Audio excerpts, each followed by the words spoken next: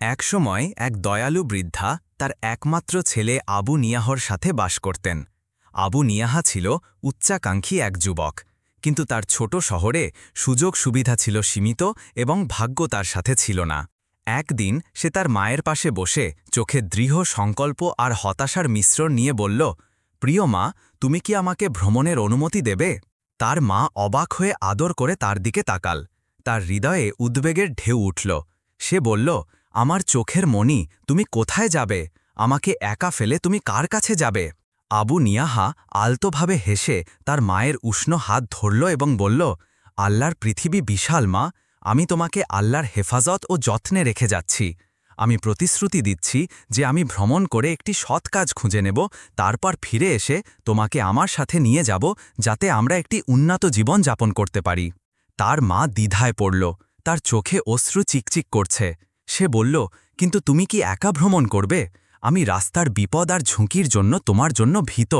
আবু নিয়াহা তাকে আশ্বস্ত করে বলল, চিন্তা করো না মা, আগামীকাল গ্রাম থেকে একটি কাফেলা যাত্রা করবে। আমি তাদের সাথে যাব, আমি তাদের সাথে নিরাপদ থাকব। তার মা বলল, কিন্তু তুমি একা থাকবে? কে তোমার জন্য রান্না করবে? কে তোমার কাপড় ধুয়ে দেবে? কে তোমার যত্ন নেবে? সে তাকে অনুরোধ করে বলল, দয়া করে মা, রাজি হও। আমি তোমাকে বিরক্ত করতে চাই না, আমি শুধু তোমার সম্মতি আর আশীর্বাদ চাই। তার মা এক মুহূর্তের জন্য চুপ থাকল, তারপর তার হাত আকাশের দিকে তুলল। তার গাল বেয়ে অশ্রু ঝরছিল। সে বলল, যাও আমার ছেলে, আল্লাহ তোমাকে সফলতা দিন এবং তোমার মঙ্গল করন। আমার হৃদয় তোমার সাথে আছে এবং আমি দিন রাত তোমার জন্য প্রার্থনা করব, যতক্ষণ না তুমি বিজয়ী হয়ে আমার কাছে ফিরে আসো।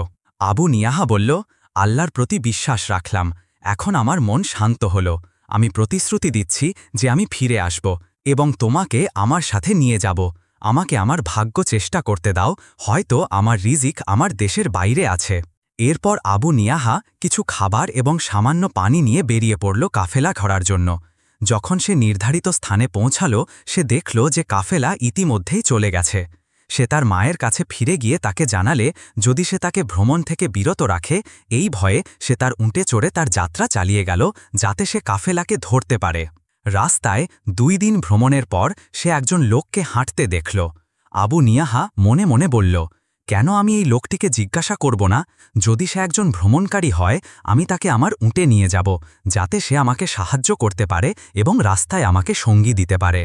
আবুনিয়া তার উট থামা এবং লোকটিকে জিজ্ঞাসা করল সে একজন ভ্রমণকারী কিনা। লোকটি বলল, হ্যাঁ, আমি দুঃখের শহরে যাচ্ছি। আবুনিয়া তাকে জিজ্ঞাসা করল, দুঃখের শহর কি? লোকটি তাকে বলল, এটা আমাদের থেকে বেশি দূরে নয়, 3 দিন বা তার সামান্য বেশি দূরত্ব। অতীতে একে আনন্দের শহর বলা হতো, কিন্তু তারপর এর সুলতান এবং তার মেয়ে অসুস্থ হয়ে পড়লে একে দুঃখের শহর বলা হতে লাগল। আবুনিয়া বলল, আল্লাহর শুকরিয়া যে তিনি আমাদের তোমার সাথে একত্রিত করেছেন। আমরা একটু বিশ্রাম নেব এবং তারপর আমাদের যাত্রা চালিয়ে যাব। লোকটি খুব খুশি হয়ে বলল, ঠিক আছে। তারা বসল, কফি পান করল এবং একটু বিশ্রাম নিল। তারপর তারা উঠে চড়ল এবং যাত্রা শুরু করল। পথে লোকটি আবুনিয়াকে জিজ্ঞাসা করল, ভাই, তোমার নাম কি? সে বলল, আমার নাম আবু নিহা। লোকটি অবাক হয়ে গেল এবং ভাবল যে তার মনে হয়তো কিছু আছে। সে বলল, কি অদ্ভুত কাকতাল, তোমার নাম আবু নিহা এবং আমার নাম আবু নিয়াতিয়ান। আবু নিহা বলল, সত্যি, এটা একটা কাকতাল। আবু নিহা বলল, আবু নিয়াতিয়ান, আমাদের কিছু পানি দরকার। তুমি কি জানো আমাদের পথে কোনো কুয়ো আছে যেখানে আমরা বিশ্রাম নিতে পারি, পানি পান করতে পারি এবং আমাদের উটকে পান করাতে পারি? লোকটি বলল, হ্যাঁ, আমি একটা পাবলিক কুয়ো জানি এবং এটা আমাদের পথে আছে। আমরা সেখানে থামব, বিশ্রাম নেব এবং পান করব। আবুনিহা বলল, এটা ভালো। যখন তারা কুয়োটিতে পৌঁছাল, আবুনিহা বলল, এটা খুব গভীর এবং আমাদের কাছে বালতি নেই, আমরা কি করব? আবুনিয়াতিয়ান বলল, চিন্তা করো না বন্ধু, আমি প্রথমে নেমে পান করব, তারপর তুমি নামবে এবং পান করবে। আবুনিহা রাজি হল। লোকটি প্রথমে নেমে পান করল, তারপর উঠে এলো। যখন আবুনিয়া নেমে গেল, লোকটি দড়ি টেনে নিল, আবুনিয়াকে কুয়োটির মধ্যে ফেলে দিল। উটটি এবং তার সাথে যা ছিল তা চুরি করে নিয়ে পালিয়ে গেল। আবুনিয়া তাকে ডাকল এবং মিনতি করল, কিন্তু কোনো লাভ হল না। লোকটি উটটি এবং তার সাথে যা ছিল তা নিয়ে চলে গেল, এবং আবুনিহা কুয়োটিতে পড়ে তার দুর্ভাগ্যের জন্য হতাশ হচ্ছিল, যা তাকে আবুনিয়ার সাথে একত্রিত করেছিল। সন্ধ্যা নামল এবং চারপাশ অন্ধকার হয়ে গেল। কুয়োর অন্ধকার আরও বাড়ল। আবুনিয়া নিজেকে আল্লাহর হাতে সঁপে দিল এবং ঘুমিয়ে পড়ল। যখন মধ্যরাত হল, সে কুয়োর ওপর একটি অস্বাভাবিক শব্দ শুনল। সে ঘুম থেকে উঠল এবং বালতি নামার জন্য অপেক্ষা করতে লাগল, যাতে সে এটিকে ধরে উপরে উঠতে পারে। কিন্তু বালতিটি নামল না। তার পরিবর্তে কিছু নারীর হাসির শব্দ শোনা গেল। সে ভয় পেয়ে গেল এবং তার শরীরের লোম খাড়া হয়ে গেল। সে মনে মনে বলল, কিভাবে মহিলারা রাতে এই জায়গায় আসতে পারে? তাদের অবশ্যই জাদুকর হতে হবে। তারপর সে তাদের একজনকে বলতে শুনল, বোন, তুমি কি জানো যে আমি আনন্দের শহরের সুলতানকে অসুস্থ করেছিলাম? সে বলল, কিভাবে? জাদুকরী বলল, একদিন আমি একটি বিড়ালের রূপ ধারণ করে প্রাসাদে ঢুকেছিলাম এবং সে আমাকে হত্যা করার আদেশ দিয়েছিল, তাই এটি তার শাস্তি। এর নিরাময় সহজ। এটি হল পার্সলি এবং বার্লি রসের মিশ্রণ, যা তাকে 7 দিন সকালে এবং সন্ধ্যায় পান করতে হবে এবং তারপরে সে সুস্থ হবে। যেহেতু এগুলি পশুদের খাবার, তাই ডাক্তাররা তার জন্য সেগুলি চেষ্টা করেনি এবং তারা তাদের মনে আসেনি। দ্বিতীয়জন বলল, তুমি কি জানো যে আমি সুলতানের মেয়েকে পঙ্গু করেছিলাম এবং তার চোখ অন্ধ করেছিলাম? প্রথম জাদুকরী তাকে জিজ্ঞাসা করল, কিভাবে? সে বলল, একদিন আমি একটি চড়ুইয়ের রূপ ধারণ করে তার জানালার উপর বসেছিলাম। যখন সে আমাকে দেখল, সে আমাকে পাথর ছুঁড়তে শুরু করল, তাই আমি তার শরীরে প্রবেশ করলাম, যার ফলে সে পঙ্গু এবং তারপর অন্ধ হয়ে গেল। তার নিরাময় খুবই সহজ। প্রথম জাদুকরী তাকে জিজ্ঞাসা করল, তার নিরাময় কি? সে বলল, পঙ্গুত্বের নিরাময় হল লাল কাদামাটি, যা ভালোভাবে ফিল্টার করে তার পুরো শরীরে 7 দিনের জন্য প্রলেপ দিতে হবে, এবং অন্ধত্বের জন্য বেতফল পাতা শুকিয়ে গুঁড়ো করে 7 দিনের জন্য কাজল হিসাবে ব্যবহার করতে হবে। কিন্তু মানুষ বোকা এবং তারা এখনও জিনদের স্তরে পৌঁছায়নি। তাদের মধ্যে একজন বলল, এবং পাহাড়ের নিচে একটি লুকানো ধন আছে। যদি তারা তার এক কোণে একটি ষাঁড় বলি দেয় এবং দান করে, গুহার দরজা খুলে যাবে এবং তারা ধনটি খুঁজে পাবে। কিন্তু মানুষ বোকা। আবুনিয়া কুয়োর মধ্যে বসে তাদের কথা শুনছিল এবং তার হৃদয়ে সেগুলি লিপিবদ্ধ করছিল। তারপর তারা যেভাবে এসেছিল সেভাবেই চলে গেল। আবুনিয়া তাদের কথা ভাবতে থাকল এবং মনে মনে সেগুলি পুনরাবৃত্তি করতে থাকল, যতক্ষণ না সে সেগুলি ভালোভাবে মুখস্থ করে ফেলল। সকালে একটি কাফেলা কুয়োর পাশ দিয়ে যাচ্ছিল। তারা তাদের বালতি নামালো এবং আবুনিয়া সেটি ধরল এবং পানিবাহক চিৎকার করে বলল, মানুষ না জিন? আবুনিয়া তাকে বলল, মানুষ, দয়া করে আমাকে এখান থেকে বের করে দাও। পানিবাহক তাকে জিজ্ঞাসা করল, তুমি কুয়োর মধ্যে কি করছ? আবুনিয়াহ তাকে বলল, একজন সঙ্গী যার সাথে আমি পথে পরিচিত হয়েছিলাম আমাকে ঠকিয়ে এখানে ফেলে দিয়েছে। লোকটি তাকে কুয়ো থেকে বের করে আনল, তার যত্ন নিল এবং তাকে দুঃখের শহরে নিয়ে গেল।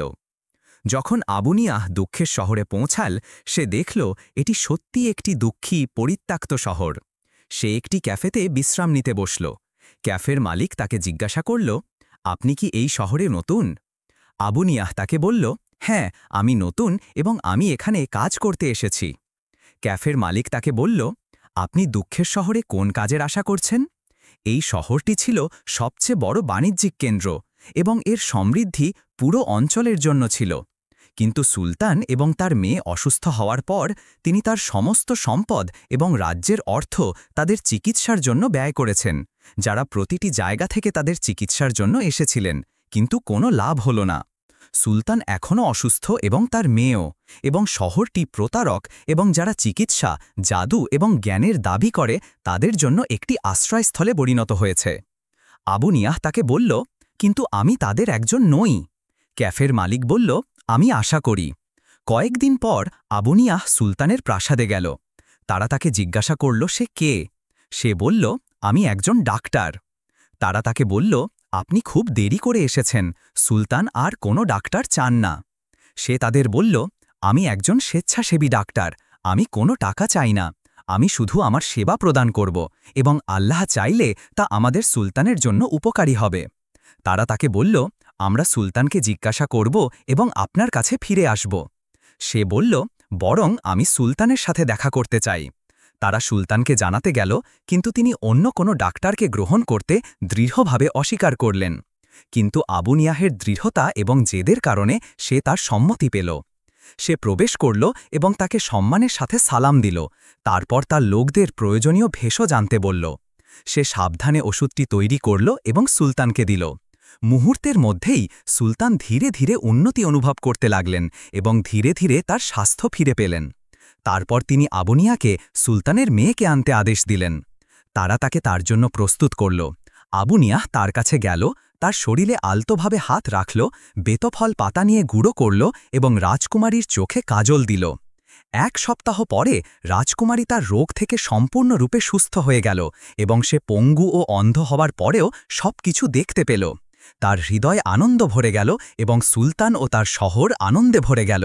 সুলতান আবুনিয়াহকে বলল, আমি জানি না আপনাকে কিভাবে পুরস্কৃত করব ডাক্তার, আপনি আমাদের মুখে হাসি ফিরিয়ে এনেছেন।